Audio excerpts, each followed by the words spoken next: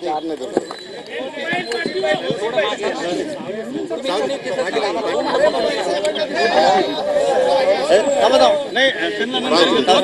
नंतर घेऊ सोबत राहू द्या ना तुमच्या सोबत त्यांच्यासोबत या आई इकडे आई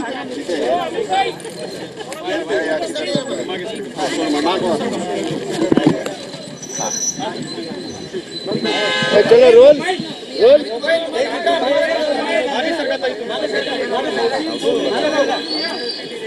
रोल करे रोल बघा काय नेमकं काय निकाल देख आज जे आहे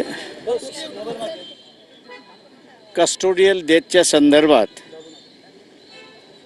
मॅजिस्ट्रेटने इन्क्वायरी करावी एवढं एकच प्रावधान आहे. पण मॅजिस्ट्रेटच्या इन्क्वायरीनंतर कोणी निर्णय घ्यायचा, कसा निर्णय घ्यायचा, त्याची पुढची इन्क्वायरी कशी करायची, या संदर्भात कायदा अपुरा आहे. आणि म्हणून आम्ही असं कोर्टाला असं म्हटलं की याच्यामध्ये सोमनाथ सूर्यवंशी हे कोर्टाच्या कस्टडीमध्ये असताना त्यांचा मृत्यू झालेला आहे. तेव्हा पुढची कारवाई जोपर्यंत असेंब्ली करत नाही किंवा पार्लमेंट करत नाही तोपर्यंत कोर्टाने नियमावली तयार करून त्याची पुढची कारवाई कशी झाली पाहिजे याची गाईडलाईन्स ले डाऊन करावं. त्या संदर्भात असं कोर्टाने मान्य केलं आणि 29ला हिअरिंगला ठेवलेलं आहे. शासनाला त्यांनी नोटीस काढलेली आहे का तिथे आम्ही असं SITची सुद्धा मागणी करतो की SIT नेमण्यात यावी. पण ही SIT सरकार नेमणार नाही तर कोर्ट नेमेल आणि ती कोर्टाच्या अंडर राहील असं आम्ही प्रेयर त्या ठिकाणी केलेलं आहे. आता कोर्ट ग्रांट करतं का ते बघणं महत्त्वाचं. कन्सिडर केले असं कोर्टानं म्हटलं ना की तुमची याची कन्सिडर ते आमची कन्सिडर म्हणजे ती नोटीस काढली म्हणजे त्यांनी कन्सिडर केलं हे होतंच. बदलापूर प्रकरणाशी तुम्ही संबंध जुळवण्यास सांगितलेला आहे. नेमकं दोन्ही सिमिलर कशा आहेत ते बदलापूरमधली सुद्धा कस्टोडियल डेथ आहे. पण बदलापूरच्या ह्याच्यामध्ये असणारं एमिनिस क्युरिया म्हणजे त्या आईवडिलांनी ती पिटिशन विड्रॉ केलेली आहे. कोर्टाने माणूस उभा केलेला आहे आणि त्यांच्यामार्फत कोर्ट चालवतं आहे. त्याच्यामुळे तिथे काही कमतरता आहे. ती कमतरता मला वाटतं या पिटिशनमार्फत आम्ही असणारा दुरुस्त करू एवढं त्याच्यामध्ये आहे. हो, माझं म्हणणं असं आहे की त्याच्यामध्ये आरोपी जो आहे ते राज्य शासनच आरोपी आहे आणि राज्य शासन आरोपी असल्यामुळे इन्क्वायरी कशी होते याचं त्यांना आम्ही असा नमुना दाखवला आणि त्याच्या आधारे आम्ही असं म्हटलं की गाईडलाईन ज्या येतील त्या गाईडलाईन्समध्ये मॉनिटर हे कोर्टाने केलेलं अधिक चांगलं राहील. तर कोर्ट म्हटलं की आपण पुढच्या वेळेस ते कन्सिडर करू. तुम्ही प्रतिवादी कुणाकुणाला केलं यामध्ये सर?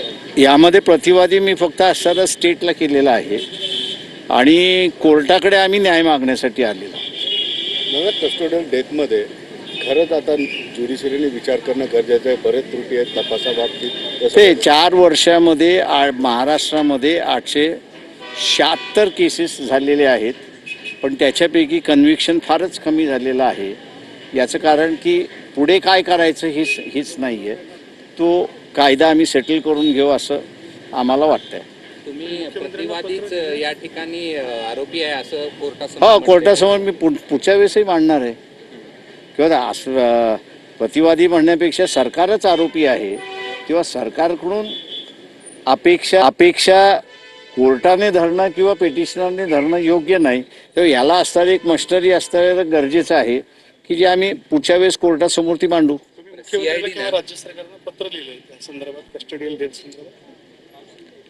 माझी असं देवेंद्र फडणवीस यांची भेट झाली होती या संदर्भातला आणि तेव्हा मी त्यांना म्हणालो होतो की तुम्हाला कायदा जो आहे तो कायदा पूर्ण करावा लागेल आणि तो कायदा जोपर्यंत तुम्ही पूर्ण करत नाही तोपर्यंत या कस्टोडियल डेथची इन्क्वायरी होणार नाही अशी परिस्थिती आहे. तुम्ही एक मुद्दा मांडला त्या ठिकाणी कस्टोडियल डेथचा रिपोर्ट हा चीफ जस्टिसला दिला गेला पाहिजे होता. हो, याचं कारण चीफ सेक्रेटरीला दिला गेला, ही मोठी चूक आहे सरकार. सरकारची नाही, मला वाटतं मॅजिस्ट्रेट गाईडलाईन नसल्यामुळे चूक कोणाची आहे हे सांगताच येत नाही. त्याच्यामुळे असणारा मॅजिस्ट्रेटने असणारा जे आहे तो रिपोर्ट जो आहे तो रिपोर्ट त्यांनी चीफ सेक्रेटरीकडे पाठवला. तो चीफ जस्टिसकडे जायला पाहिजे. तो हायकोर्टाच्या चीफ जस्टिसकडे गेला पाहिजे किंवा सुप्रीम कोर्टाच्या चीफ जस्टिसकडे गेला पाहिजे, म्हणजे त्याला डायरेक्शन येतील. मग हे डायरेक्शन तुमच्या केसनुसार रेज हे होते. आता आमच्या रेस फायनल होईल त्याच्यावरती सगळं हे. या सगळ्या चालेल, thank you. सीआयडीनं मध्यंतरी या प्रकरणामध्ये चौकशी केली होती. त्याला आरोपी करणार आहे मी, पुढच्या वेळेस त्याला आरोपी म्हणून आणणार आहे सीआयडीला. चलो, थँक्यू. 28 एप्रिलला पुढील सुनावणी होणार असल्याचं प्रकाश आंबेडकर म्हणाले. बदलापूर प्रकरणातील आरोपीचाही कोठडीत असतानाच मृत्यू असंही आंबेडकरांनी म्हटलंय.